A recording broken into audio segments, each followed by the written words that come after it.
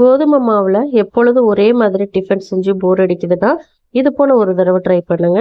கோதுமை மாவுல எனக்கு சப்பாத்தி பூரியை தவிர வேற எதுவும் செய்ய தெரியாது அப்படின்னு நினைச்சீங்கன்னா இது போல டிஃபன் ட்ரை பண்ணி பாருங்க. ரொம்ப டேஸ்டியா இருக்கும். சப்பாத்தியை விட சூப்பரா இருக்கும். அதே போல ஆலு பரோட்டாவை விட பயங்கர டேஸ்டா இருக்கும். இந்த தோசையில பாத்தீங்கன்னா கொஞ்சமா வெஜிடபிள்ஸ் எல்லாம் சேர்த்து நம்ம செய்கிறோம். அதனால ரொம்ப அருமையா இருக்கும். பசங்கள்லாம் கோதுமை மாவு சாப்பிட மாட்டேன்னு சொன்னாங்கன்னா, அதாவது கோதுமை தோசை சாப்பிட மாட்டேன்னு சொன்னாங்கன்னா இது போல ஒரு தடவை தோசை செஞ்சு கொடுத்து பாருங்க. டேஸ்ட் அவ்வளோ அருமையா இருக்கும். அதே போல இந்த சட்னியும் பார்த்தீங்கன்னா சூப்பரா இருக்கும். இப்போ வாங்க எப்படி செய்யறதுன்னு பார்க்கலாம். ஃபர்ஸ்ட் நம்ம தோசைக்கு ரெடி பண்ணி வச்சிடலாம் மாவு. அதுக்கு ஒரு மிக்சி ஜார் எடுத்துக்கோங்க. அதுல சொரக்காயை 1/4 பங்கு மட்டும் எடுத்து கட் பண்ணி வச்சிருக்கேன். அதாவது ஒரு முழு சொரக்காயை எடுத்து அதுல ஒரு 1/4 பங்கு மட்டும் எடுத்து தோலெல்லாம் நீக்கிட்டு சின்ன சின்னதா கட் பண்ணி வச்சிருக்கேன். அதை சேர்த்துக்கிறேன். இந்த சொரக்காயை பார்த்தீங்கன்னா நான் விதையோட சேர்த்திருக்கேன். என்னோட விதை முத்தலில ரொம்ப பிஞ்சா இருக்கிறதுனால நான் விதையோட சேர்த்திருக்கேன். ஒருவேளை நீங்க எடுக்கிற சுரக்காய் ரொம்ப முத்தலா இருந்ததுன்னா விதைய ஸ்கிப் பண்ணிட்டு வெறும் காயை மட்டும் சேர்த்துக்கங்க.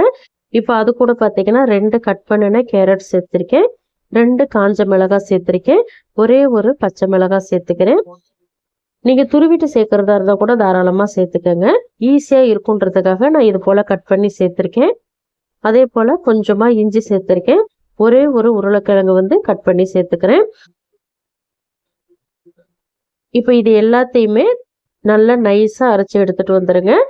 தண்ணி தேவைப்பட்டா கொஞ்சமா சேர்த்துட்டு நல்லா ஸ்மூத்தா அரைச்சுக்கோங்க. இது போல அரைச்சு நீங்க கோதுமை மாவுல சேர்த்து தோசை செய்யும் போது ரொம்ப நல்லா இருக்கும் டேஸ்ட். இதே காய்கறிகளை நீங்க கோதுமை மாவு கூட துருவி சேர்த்து கூட கலந்து நீங்க தோசை செய்யலாம். அப்படி ரொம்ப சோம்பேறித்தனமா இருக்கு அப்படின்னு நினைச்சீங்கன்னா இது போல கட் பண்ணி சேர்த்து செஞ்சு பாருங்க. ரொம்ப நல்லா இருக்கும் டேஸ்ட் கூட. இப்போ இதுல 2 கப் கோதுமை மாவு எடுத்திருக்கேன். மெஷரிங் கப்பால நான் கோதுமை மாவு மட்டும்தான் சேர்க்கிறேன், வேற எதுவுமே சேர்க்கல. இப்போ 1/4 கப் தயிர் சேர்த்துக்கிறேன். ரவை அரிசி மாவு அது போல எதுவுமே சேர்க்கல. இப்போ நல்லா ஒரு 1/2 கைப்பிடி நிறைய கொத்தமல்லி இலை பொடியா கட் பண்ணி சேர்த்துக்கிறேன். நீல வாக்குல நறுக்கின வெங்காயம் 3 வெங்காயம் சேர்த்துக்கிறேன். வெங்காயம் நான் கொஞ்சம் அதிகமா எடுத்திருக்கேன். உங்களுக்கு இவ்வளவு வெங்காயம் தேவையில்லைன்னா நீங்க கொஞ்சமா கம்மி பண்ணி சேர்த்துக்கலாம்.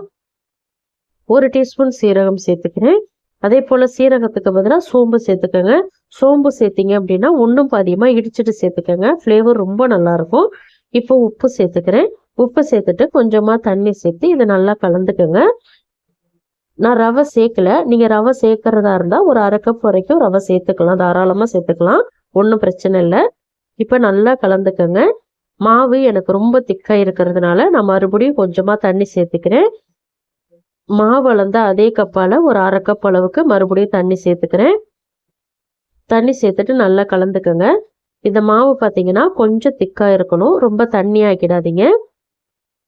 ஒருவேளை ரொம்ப தண்ணி ஆயிடுச்சு அப்படின்னா மறுபடியும் மாவு சேர்த்து அட்ஜஸ்ட் பண்ணிக்கோங்க. அப்படி இல்லைன்னா ரவை சேர்த்துக்கலாம்.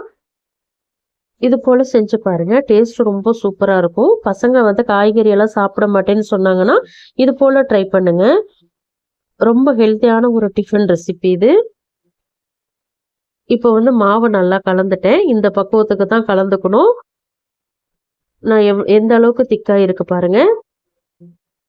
இப்ப மாவு ரெடி ஆயிடுச்சு. இதுல பேக்கிங் சோடா அதெல்லாம் எதுவும் சேர்க்க தேவையில்லை. இது ஓரத்துல இருக்கட்டும். இப்ப நம்ம சட்னி ரெடி பண்ணிக்கலாம். இந்த சட்னி ரெடி பண்றதுக்கு பாத்தீங்கன்னா கரெக்டா 2ல இருந்து 2.5 நிமிஷம் தான் ஆகும். சூப்பரா இருக்கும் சட்னி. சப்பாத்தி பூரி எல்லாத்துக்குமே வச்சு சாப்பிடலாம். இப்ப எப்படி செய்யறதுன்னு பாத்துக்கலாம். மிக்சி ஜார்ல ஒரு 3 பெரிய வெங்காயம் எடுத்துக்கோங்க. ஒரு 15ல இருந்து 20 பூண்டு பல் எடுத்துக்கோங்க. ஒரு கைப்பிடி நிறைய ஃப்ரெஷ்ஷான கொத்தமல்லி இலை எடுத்துக்கோங்க. இப்போ வறுத்த வேர்க்கடலை ஒரு 1/4 கப் வரைக்கும் நான் சேர்த்துக்கிறேன். மிளகாய் தூள் காரத்துக்கு தகுந்த மாதிரி சேர்த்துக்கோங்க. நான் தனி மிளகாய் தூள் தான் எடுத்திருக்கேன். கொத்தமல்லி தூள் ஒரு 1 டேபிள் ஸ்பூன் அளவுக்கு எடுத்திருக்கேன். இப்போ உப்பு தேவையான அளவு எடுத்துக்கோங்க. இப்போ இதை அரைச்சிட்டு வந்துடலாம். அரைக்கிறதுக்கு பார்த்தீங்கன்னா தண்ணி எதுவுமே சேர்க்கக்கூடாது. நல்லா கொரகொரப்பா அரைச்சி எடுத்துக்கணும். பல்ஸ்ல வச்சு ஒரு 2 சுத்து சுத்துனீங்க அப்படின்னா நல்லா கோர்ஸா அரைச்சி வந்துடும். இப்ப பாருங்க, நான் காட்டுறேன் பாருங்க. இந்த பக்குவத்துக்கு அரைச்சிக்கோங்க. அதாவது வேர்க்கடலையெல்லாம் 1 பாதியமா அரைஞ்சிருக்கணும். அதே போல வெங்காயம் கொத்தமல்லி எல்லாமே 1 பாதியமா தான் அரைஞ்சிருக்கணும். கொரகொரப்பா இருக்கணும். ரொம்ப நைஸா அரைச்சிட்டிங்கன்னா சட்னியோட டேஸ்டே மாறிடும். நான் வீடியோவில் காட்டுறேன். இந்த பக்குவத்துக்கு அரைச்சிக்கோங்க. அதே போல் தண்ணி வந்து ஒரு ட்ராப் கூட சேர்க்க தேவையில்லை. இப்போ இந்த சட்னியை ஒரு பவுலுக்கு மாற்றிக்கலாம். மாற்றிட்டு இது தாளிக்காமல் நீங்கள் அப்படியே சாப்பிட்றதா இருந்தாலும் சாப்பிட்டுக்கலாம். இந்த சட்னியை தாளித்து சாப்பிட்டாலும் சாப்பிட்லாம். இப்போ வந்து ஒரு 1/4 டீஸ்பூன் அளவுக்கு லெமன் ஜூஸ் சேர்த்துக்கிறேன். லெமன் ஜூஸ் சேர்த்துட்டு இதை நல்லா கலந்து விட்டுக்கலாம். லெமன் ஜூஸ் வந்து கட்டாயமாக சேருங்க. அந்த புளிப்பு தன்மைக்காக ரொம்ப நல்லா இருக்கும் டேஸ்ட்டு. இப்போ நல்லா கலந்தாச்சு. இதை தாளிச்சுக்கலாம். இப்போ தாளிக்கிறதுக்குன்னு பார்த்தீங்கன்னா இங்கே ஒரு 3 டேபிள் ஸ்பூன் எண்ணெய் நல்லா ஹீட் பண்ணி வச்சுருக்கேன். இந்த சட்னிக்கு வந்து எண்ணெய் கொஞ்சம் தாராளமாக சேர்த்து தாளிங்க, ரொம்ப நல்லாயிருக்கும். இப்போ இந்த சூடான எண்ணெயில் 1 டீஸ்பூன் சீரகம் சேர்த்து நல்லா பொரிஞ்சதுக்கப்புறம் இந்த சட்னியில் நல்லா சூடாக அப்படியே சேர்த்துருங்க எண்ணெயை. அதே போல் சீரகம் வந்து கருகிடக்கூடாது. நல்லா கொதிக்கிற எண்ணெயை அப்படியே ஊற்றணும். அப்போ தான் சட்னி ரொம்ப நல்லாயிருக்கும். இப்போ நல்லா கலந்து விட்டுக்கோங்க. கலந்து விட்டதுக்கப்புறம் உப்பு, புளிப்பு, காரம் இதெல்லாம் இருக்கான்னு செக் பண்ணிக்கோங்க. உப்பு பத்தலைன்னா உப்பு சேர்த்துட்டு கலந்து விட்டுக்கோங்க. இப்போ சட்னி ரெடி ஆயிடுச்சு. அவ்வளோதான். இப்போ தோசை ஊற்றிக்கலாம். தோசை ஊற்றுறதுக்கு பேன் ஹீட் பண்ணி வச்சுருக்கேன். இதில் வந்து இப்போ எண்ணெய் சேர்த்துக்கலாம். ஒரு 1/2 டீஸ்பூன்லேருந்து 1 டீஸ்பூன் எண்ணெய் சேர்த்துக்கோங்க. எண்ணெய் சேர்த்துட்டு நல்லா ஒரு ப்ரஷ்ஷை வச்சு நல்லா தேய்ச்சி விட்டுக்கோங்க. நீங்கள் வந்து தோசைக்கல்ல செய்கிறதா இருந்தாலும் தாராளமாக செஞ்சுக்கோங்க. எதில் செஞ்சாலும் நல்லா லோ ஃப்ளேமில் வச்சுட்டு செய்யுங்க. இப்போ வந்து எண்ணெய் தேய்ச்சாச்சு. மாவு சேர்த்துக்கிறேன். மாவு வந்து நல்லா 2 குழிக்கரண்டி நிறையா எடுத்துட்டு நல்லா திரட்டி விட்டுக்கோங்க. மெலிசாவோ திக்காவோ எப்படி வேணாலும் திரட்டி விட்டுக்கோங்க, உங்களுடைய விருப்பத்துக்கு தகுந்த மாதிரி. இப்போ திரட்டி விட்டதுக்கப்புறம் இதை நல்லா ஒரு 2லேருந்து 2.5 நிமிஷத்துக்கு குக் பண்ணுங்க. இந்த தோசை வந்து பொறுமையாக தாங்க குக் ஆகும். அவசரமாக எடுத்தீங்க அப்படின்னா உள்ள மாவாக இருக்கும். அதனால லோ ஃப்ளேமில் வச்சுட்டு பொறுமையாக குக் பண்ணுங்க. அதே போல் மூடி சேர்த்து குக் பண்ணுறதா இருந்தாலும் குக் பண்ணிக்கோங்க, உங்களுடைய விருப்பம். இப்போ அடியில் மேலெல்லாம் ஓரளவுக்கு நல்லா வெந்திருக்கிறதுனால கொஞ்சமாக மேலே எண்ணெய் சேர்த்துட்டு திருப்பி விட்டுட்டு மறுபடியும் குக் பண்ணிக்கலாம் இன்னொரு சைடுக்கு. எண்ணெய்க்கு பதிலாக நீங்கள் பட்டர் யூஸ் பண்ணி செய்கிறதா இருந்தாலும் தாராளமாக செய்யுங்க, இன்னும் டேஸ்ட்டு கூடுதலாக கிடைக்கும். இப்போ இன்னொரு சைடு குக் பண்ணிக்கலாம். லோ அல்லது மீடியம் ஃப்ளேமில் தான் குக் பண்ணணும். ஹை ஃப்ளேமில் வைக்காதீங்க, உள்ளே வேகாது. இப்போ 2 சைடுமே நல்லா குக் ஆகிடுச்சு. வெளியில் எடுத்துக்கலாம். ரொம்ப அருமையாக இருக்கும் இந்த தோசை. மிஸ் பண்ணிடாமல் பசங்களுக்கு செஞ்சு கொடுத்து பாருங்கள், ரொம்ப விரும்பி சாப்பிடுவாங்க.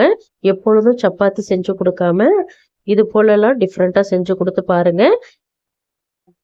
அதே போல் இந்த தோசைக்கு இந்த சட்னிக்கும் ரொம்ப அருமையாக இருக்கும். இந்த தோசைக்கு நீங்கள் தேங்காய் சட்னி கூட வச்சு கொடுக்கலாம். அப்படி இல்லைன்னா சாஸ் வச்சு கொடுங்க, இன்னும் நல்லா சாப்பிடுவாங்க பசங்க. கோதுமை மாவை யூஸ் பண்ணி நிறைய டிஃபன் ரெசிபிஸ் நான் அப்லோட் பண்ணியிருக்கேன். ஃப்ரீ டைமில் போய்ட்டு நம்ம சேனலை செக் பண்ணி பாருங்கள். இந்த ரெசிபியை கட்டாயமாக உங்கள் வீட்டில் ட்ரை பண்ணி பாருங்கள். ட்ரை பண்ணி பார்த்துட்டு உங்கள் ஃபீட்பேக்கை மறக்காமல் எனக்கு கமெண்ட்டில் சொல்லுங்கள். இந்த ரெசிபிஸோட பொருட்களையும் அதோட அளவுகளையும் நான் டிஸ்கிரிப்ஷன் பாக்ஸில் மென்ஷன் பண்ணுறேன். ஏதாவது டவுட்டாக இருந்தால் அங்கே போய் செக் பண்ணி பாருங்கள். அதே போல் வீடியோவில் ஏதாவது டவுட்டாக இருந்தால் கூட எனக்கு கமெண்ட் பண்ணுங்கள், கண்டிப்பாக நான் கிளாரிஃபிகேஷன் கொடுக்குறேன். இந்த டிஃபன் உங்களுக்கு ரொம்ப பிடிச்சிருக்கும் நம்புறேன். பிடிச்சிருந்தா லைக் பண்ணுங்கள். உங்கள் ஃப்ரெண்ட்ஸ் அண்ட் ஃபேமிலி மெம்பர்ஸ் எல்லாருக்குமே நிறைய ஷேர் பண்ணி விடுங்க. இது போல் இன்ட்ரெஸ்டிங்கான ரெசிபிஸ் தெரிஞ்சுக்கணும்னு நினச்சிங்கன்னா மறக்காமல் அனிதா டேஸ்டி கார்னர் தமிழ் சேனலை சப்ஸ்கிரைப் பண்ணி ஃபாலோ பண்ணிக்கோங்க. தேங்க்ஸ் ஃபார் வாட்சிங் ஃப்ரெண்ட்ஸ். நாளைக்கு இன்னொரு இன்ட்ரெஸ்டிங்கான ரெசிபிஸோடு சந்திக்கிறேன். பாய்.